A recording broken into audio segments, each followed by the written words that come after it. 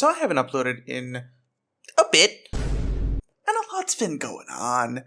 Let me just read you an excerpt from a Substack that I was reading about Trump on the Iran war. Barely exaggerated.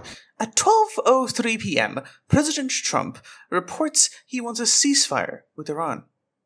At 12:05, he declared victory. At 12:07, he announced he was sending Marines. At 12:08, he said no boots on the ground. At 12:11, he said he didn't want a ceasefire. At 12:16, he declared victory again.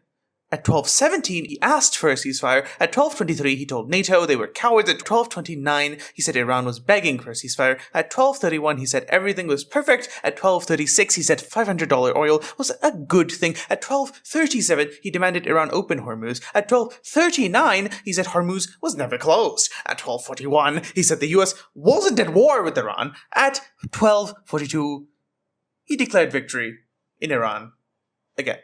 I'm not going to pretend as if the state of the world is the only reason I have had no motivation to do anything at all, but it's certainly one of them!